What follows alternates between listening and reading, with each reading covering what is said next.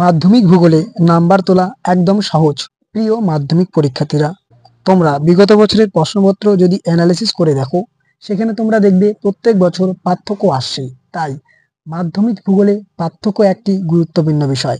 এই পার্থক্যগুলি যেগুলি বারবার পরীক্ষা এসেছে মাধ্যমিকে, তার পাশাপাশি যেগুলি তোমাদের পরীক্ষার জন্য চূড়ান্ত গুরুত্বপূর্ণ, তা নিয়ে আজকের আমাদের এই স্পেশাল ভিডিওটি।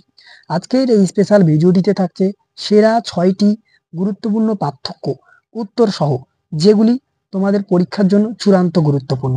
আর এই পার্থক্যগুলো তুমি এখন থেকে যদি প্র্যাকটিস করো, আশা করি তুমি উপকৃত হবেই হবে পরীক্ষায়।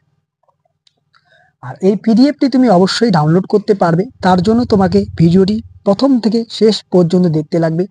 কোনো জায়গায় স্কিপ না করেই তোমাকে ভিডিওটি প্রথম থেকে শেষ পর্যন্ত দেখতে লাগবে। কোনো জায়গায় স্কিপ করলে তুমি কিন্তু বুঝতে পারবে না ব্যাপারটি। তাই ভিডিওটি ভালো লাগলে অবশ্যই একটি লাইক করে দিও। চ্যানেলে নতুন হয়ে থাকলে সাবস্ক্রাইব করে দিও আমাদের নিত্য নতুন নানা রকম নোটস, টিপস, ট্রিক্স, সাজেশন সবার আগে পাওয়ার জন্য। তো চলো শিক্ষার্থীরা, দেরি না করে আজকের এই স্পেশাল ভিডিওটি আমরা শুরু করছি। দেখো, এই পাঠ্যগুলিতে যেই জায়গায় চিত্র অঙ্কনের প্রয়োজন, সেই জায়গায় চিত্র অঙ্কন রয়েছে। তাই ভিডিওটি তুমি মনোযোগ সহকারে প্রথম থেকে শেষ পর্যন্ত দেখো। প্রথমে দেখো কি রয়েছে, অনুদৈর্ঘ্য ও বারখান বালিয়ারির মধ্যে 3টি পার্থক্য। প্রথমে তুমি বিষয় লিখবে সুন্দর করে।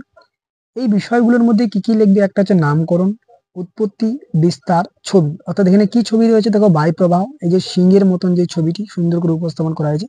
এখানে ইংলিশ দিয়ে লেখা আছে GASSI। ওকে, দেখো প্রথমে তুমি কি লিখবে, যে এটি একটি আরবি শব্দ যার অর্থ সোজা তরবারি। এটি একটি তুর্কি শব্দ যার অর্থ কিরগিজ স্টেপ অঞ্চলের বালিয়ারি। উৎপত্তি কোথায়, তোমরা নিশ্চয়ই জানো, বারখান ভেঙে গিয়ে শিব বালিয়ারি তৈরি হয়। তারপরে এটা বায়ু প্রবাহের প্রভাবতে কোনো অবনমিত স্থান থাকলে সেখানে বায়ু আটকা পড়ে এই বালিয়ারি সৃষ্টি হয়।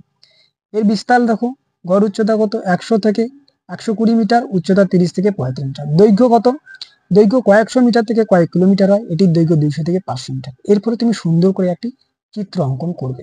ওকে, অবশ্যই যেই পার্থক্যে চিত্র অঙ্কন দরকার সেখানে তুমি অবশ্যই চিত্র অঙ্কন করবে। মাধ্যমিক ভূগোলে নাম্বার বেশি তোলার জন্য তোমাকে কিন্তু চিত্র অঙ্কন করতেই লাগবে।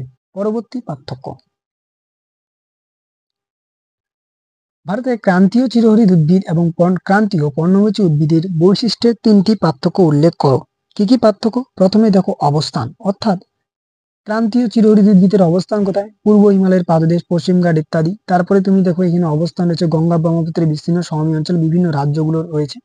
এরপরে বৈশিষ্ট্য, বৈশিষ্ট্য আকারে পার্থক্য আকারে তুমি প্রথমে কি লিখবে, ক্রান্তীয় চিরহরিৎ উদ্ভিদ হচ্ছে বৃষ্টিপাতের প্রাচুর্যতার কারণে সারা বছর পাতা চিরসবুজ থাকে। এখানে শীতকালে পাতাগুলি ঝরে যায়, বসন্তকালে নতুন পাতা গজায়। এরপর বিভিন্ন বৈশিষ্ট্যগুলো রয়েছে, সেই বৈশিষ্ট্যগুলি তুমি দেখে নাও। এরপরে কি, এখান থেকে তুমি গুরুত্বপূর্ণ পয়েন্ট করবে উদ্ভিদ, অর্থাৎ ক্রান্তীয় উদ্ভিদের তুমি উদাহরণ দেবে, সাথে পর্ণমোচী উদ্ভিদের উদাহরণ দেবে। অর্থাৎ ক্রান্তীয় চিরহরিৎ উদ্ভিদের তুমি 2টি উদাহরণ দেবে, তার পাশাপাশি পর্ণমোচী উদ্ভিদের উদাহরণ দেবে। যেমন মেহগনি, শিশু, আবলুস, রজর, বাঁশ ইত্যাদি হচ্ছে ক্রান্তীয় উদ্ভিদ। পর্ণমোচী হচ্ছে শাল, সেগুন, কেন্দু, মহুয়া, শিমুল, পলাশ ইত্যাদি। ওকে, আর বন্টন অর্থাৎ কতটুকু অঞ্চল জুড়ে রয়েছে।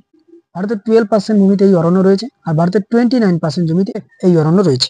এরপরে দেখো, এখানে কিন্তু তুমি অবশ্যই চিত্র অঙ্কন করবে, কারণ ভূগোলে তোমাদের চিত্র অঙ্কন মাস্ট করতে লাগবে। এখানে হচ্ছে এই যে দেখো, চিরহরিৎ আর পর্ণমোচী অরণ্য, অর্থাৎ চিরহরিৎ অরণ্য এই যে এটা সুন্দর করে সিম্বল দিয়ে বলা হয়েছে, আর পর্ণমোচী অরণ্য হচ্ছে এই জায়গা। ওকে, তাই চিরহরিৎ আর পর্ণমোচী অরণ্য তুমি অবশ্যই তুমি একটি ছোট্ট করে ভারতীয় ম্যাপ এঁকে সেখানে তুমি তার বিস্তারটি উল্লেখ করে দেবে। ওকে, নেক্সট। এরপরে আমরা পরবর্তী মোস্ট ইম্পর্টেন্ট গুরুত্বপূর্ণ একটি পার্থক্য, সেটি হচ্ছে কি, অনুদৈর্ঘ্য বালিয়ারি ও তির্যক বালিয়ারির মধ্যে পার্থক্য লেখো। দেখো, অনুদৈর্ঘ্য বালিয়ারি আর তির্যক বালিয়ারি, প্রথমে তুমি সংজ্ঞা লিখবে। বিষয় কি সংজ্ঞা, যে অনুদৈর্ঘ্য বালিয়ারি কাকে বলে, বায়ুর গতির সঙ্গে সমান্তরাল ভাবে যেই বালিয়ারি গড়ে ওঠে সেটাকে বলা হয় অনুদৈর্ঘ্য বালিয়ারি। আর বায়ুর গতিপথে যেগুলো উল্লম্ব ভাবে গঠিত হয় অর্ধচন্দ্রাকৃতি, সেটাকে আমরা কি বলি, তির্যক বালিয়ারি। উচ্চতা তুমি লিখবে, এর উচ্চতা 1000 মিটার, এর উচ্চতা 32 মিটার থেকে 100 ফুট। ওকে, পরবর্তী পয়েন্ট, নেক্সট পয়েন্ট তুমি করবে ঢাল। এর ঢাল কি, এর ঢাল তেমন কোনো পার্থক্য নেই, উভয় দিকে প্রায় সমান ঢাল বিশিষ্ট, কিন্তু এর ঢাল কিন্তু প্রতিবাদ অংশ মৃদু ঢাল এবং অনুবাদ অংশ খাড়া ঢাল যুক্ত। ওকে, এরপরে উচ্চতা তুমি অবশ্যই লিখবে 32 ফুট বা 100 ফুট। তারপরে হচ্ছে কি দেখো, অবস্থান, এগুলি একে অপরে পরপর সমান্তরাল ভাবে অবস্থান করে, এগুলো পরপর সমান্তরাল ভাবে অবস্থান করে। আর এগুলি কি, এগুলি হচ্ছে বিক্ষিপ্ত ভাবে অবস্থান করে। ওকে, নেক্সট পয়েন্ট দেখো, তুমি সুন্দর করে এখানেও ছবি আঁকবে। কি ছবি, ছবিটি আঁকবে তুমি প্রথমে অনুদৈর্ঘ্য বালিয়ারির ছবি আঁকবে, এরপরে তির্যক বালিয়ারির ছবিটি আঁকবে। ওকে, এরপরে তুমি তির্যক বালির ছবিটি আঁকবে। শিং, তারপরে হচ্ছে অবতল অংশ, শিং, বায়ুপ্রবাহের দিক, উত্তল অংশ, এই ছবিটি তুমি সুন্দর করে আঁকবে। ওকে, এই দুইটি ছবি, তাহলে কিন্তু তুমি এখানে ফুল মার্কস পেয়ে যাবে। গুরুত্বপূর্ণ আরেকটি পার্থক্য, সেটি হলো ভরা জোয়ার ও মরা জোয়ারের তুলনামূলক আলোচনা। দেখো, প্রথমে তুমি সুন্দর করে সংজ্ঞা লিখবে যে পূর্ণিমা অমাবস্যা তিথিতে পৃথিবী পৃষ্ঠে যে প্রবল জোয়ার হয় তাকে ভরা কোটাল বলে। আর মরা কোটাল কি, যে কৃষ্ণ ও শুক্লপক্ষের অষ্টমী তিথিতে যে মৃদু জোয়ার হয় তাকে মরা কোটাল বলে। এরপরে সূর্য, চাঁদ ও পৃথিবীর অবস্থান, এটি মোস্ট ইম্পর্টেন্ট একটি পয়েন্ট। কি লিখবে, যে ভরা জোয়ারে সূর্য, চাঁদ, পৃথিবী একই সরল রেখায় অবস্থান করে। মরা জোয়ারে পৃথিবীর সূর্য ও চাঁদ পরস্পর সমকোণে অবস্থান করে। ওকে, পরবর্তী পয়েন্ট, জোয়ারের মাত্রা। পূর্ণিমা অপেক্ষা অমাবস্যার ভরা জোয়ারের মাত্রা অধিক।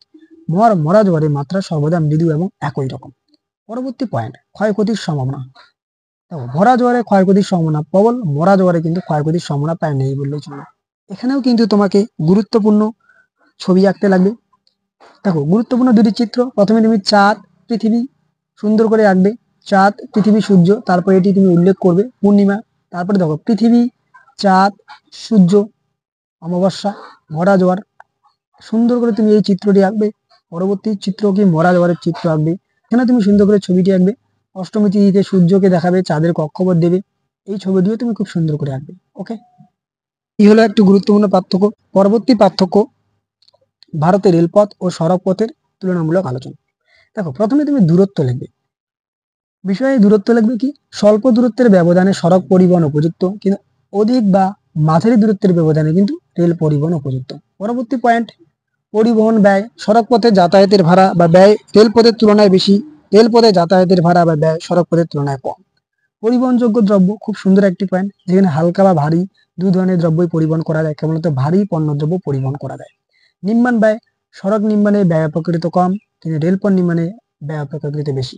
সর্বশেষ পয়েন্ট, এখানে তুমি সুন্দর করে লিখবে যোগাযোগ পরিধি। দেখো, দেশের সর্বত্র যোগাযোগে রাখা সুবিধাজনক, দেশের সর্বত্র রেলপথের মাধ্যমে কিন্তু যোগাযোগ করা সম্ভব নয়, কারণ পার্বত্য মালভূমি অঞ্চলে কিন্তু রেলপথ গড়ে ওঠা খুবই কষ্টকর। ওকে, পরবর্তী কোশ্চেন, সর্বশেষ প্রশ্ন, উত্তর ভারত ও দক্ষিণ ভারতের নদীগুলির মধ্যে পার্থক্য। মোস্ট ইম্পর্টেন্ট এই প্রশ্নটি তোমাদের পরীক্ষার জন্য। উত্তর ভারত ও দক্ষিণ ভারতের নদীগুলির মধ্যে পার্থক্য। পার্থক্যের বিষয় তুমি লিখবে যে উত্তর ভারতের অধিকাংশ নদ নদী হিমালয়ের পার্বত্য অঞ্চল থেকে উৎপন্ন হয়েছে, দক্ষিণ ভারতের নদ নদীগুলি উপদ্বীপীয় মালভূমি অঞ্চল থেকে উৎপন্ন হয়েছে। পরবর্তী পয়েন্ট, প্রকৃতি, জল ধারণ ক্ষমতা। দেখো, অধিকাংশ নদী বরফ গলা জলে পুষ্ট, অধিকাংশ নদ নদী কি বৃষ্টির জলে পুষ্ট। ওকে, নেক্সট গুরুত্বপূর্ণ পয়েন্ট, এই সকল নদ নদী নিত্যপ্রবাহ অর্থাৎ জলস্রোত সারা বছর থাকে, এই সকল নদী প্লাবন অর্থাৎ শুষ্ক ঋতুতে জলস্রোত তেমন থাকে না। বয়স, উত্তর ভারতের নদীগুলি বয়স অপেক্ষাকৃত নবীন মানে নতুন, দক্ষিণ ভারতের নদীগুলি কিন্তু অপেক্ষাকৃত প্রাচীন।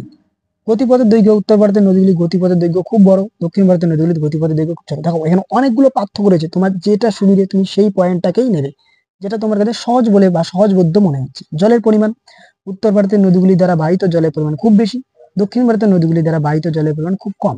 নেক্সট পয়েন্ট, স্রোতের বেগ। দেখো, উত্তর ভারতের নদীগুলি পার্বত্য অংশে খরস্রোত কিন্তু সমভূমি অংশে মন্থর, কিন্তু দক্ষিণ ভারতের নদীগুলি বন্ধুর ভূপ্রকৃতি উপর দিয়ে প্রবাহিত হয়ে যাবে, গতিপথের পরিবর্তন হয় না। ওকে, গতিপথের বৈশিষ্ট্য দেখো কি রয়েছে, গতিপথের বৈশিষ্ট্য, এখানকার নদীগুলি পলিগঠিত অঞ্চলে উপর দিয়ে প্রবাহিত হয়েছে বলে প্রায় গতিপথ পরিবর্তন হয়, কিন্তু এখানকার নদীগুলি কঠিন শিলা গঠিত অঞ্চলের উপর দিয়ে প্রবাহিত হয়েছে বলে গতিপথে কোনো পরিবর্তন হয় না। ওকে, এর পরের পয়েন্টে দেখো, উত্তর ভারতের নদীগুলি যদি আমরা দেখি যে গতিপথ তিনটি অংশে অর্থাৎ পার্বত্য, সমভূমি, বদ্বীপ অংশে অত্যন্ত সুস্পষ্ট, কিন্তু দক্ষিণ ভারতের নদীগুলি যদি আমরা দেখি সেখানে কিন্তু গতিপথের তিনটি অংশ অর্থাৎ পার্বত্য, সমভূমি, উপদ্বীপীয়, বদ্বীপ অংশ সুস্পষ্ট নয়, অর্থাৎ পরিলক্ষিত হয় না। নেক্সট, নদী বিধৌত অঞ্চল। এই অঞ্চল, নদী বিধৌত অঞ্চলে মোট আয়তন খুব বেশি, এই অঞ্চলের কিন্তু আয়তন খুবই কম, নদী বিধৌত অঞ্চল।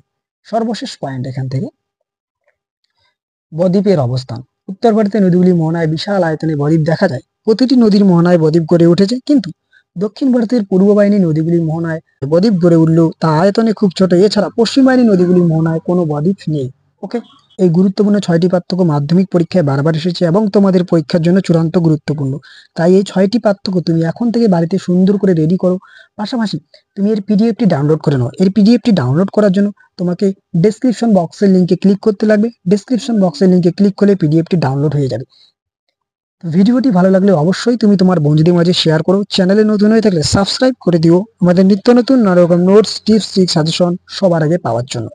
আজকের ভিডিওটি এ পর্যন্ত, দেখা হচ্ছে পরবর্তী কোনো এক ভিডিওতে, ততক্ষণ পর্যন্ত পড়তে থাকো, জানতে থাকো এবং অবশ্যই আমাদের পাশে থাকো।